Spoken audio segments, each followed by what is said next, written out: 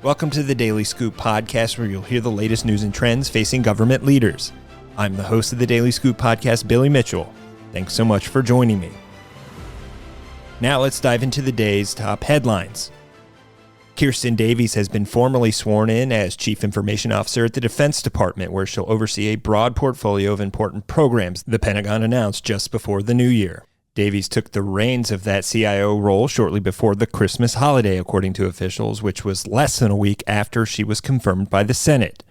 Officials wrote in a post on the Office of the CIO's LinkedIn page, quote, "She brings to the department 2 decades transforming organizations for the digital age, building cyber defenses, tackling tech debt, and innovating at scale." Also noting her private sector experience, which includes top leadership roles for major companies such as Unilever, Estee Lauder Companies, Barclays, Hewlett-Packard Enterprises, and Siemens AG. Her extensive IT and cybersecurity background was previously touted by experts who wrote a letter to the Senate Armed Services Committee in support of her nomination for Pentagon CIO.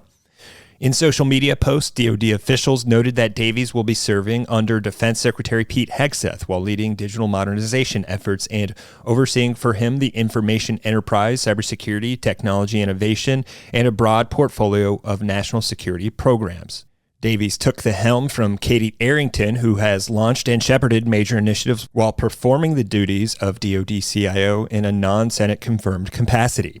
Arrington was appointed to that position by Hegseth last March, shortly after she returned to the department for another stint as Chief Information Security Officer.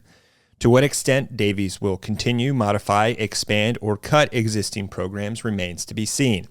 She previously suggested that she intends to forge a new generation of tech partnerships with industry and embed the building blocks of AI at the department to support U.S. military efforts to achieve data supremacy and decision dominance over adversaries. Now on to other news. The Federal Aviation Administration is taking another step forward in its goal of modernizing systems and processes by picking 2 partners to help replace more than 600 radars.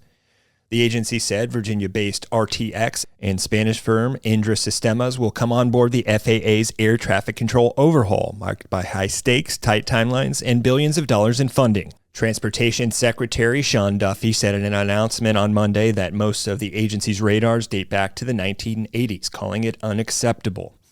The radar replacement will kick off this quarter with a finish line of June 2028 as the goal. The contracts will be paid for by the initial funds allocated in the One Big Beautiful Bill, which earmarked $12.5 billion for the air traffic control modernization project.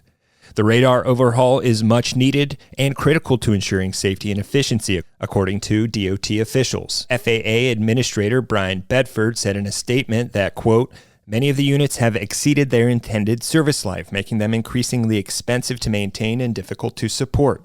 We are buying radar systems that will bring production back to the U.S. and provide a vital surveillance backbone to the national airspace system," unquote.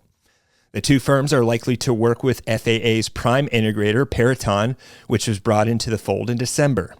Air traffic control modernization is underway, including the deployment of digital radio and voice switches, as well as converting copper lines.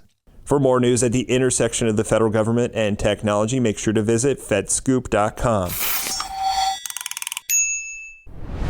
Thanks so much for tuning in to another episode of the Daily Scoop podcast, available on all podcast platforms.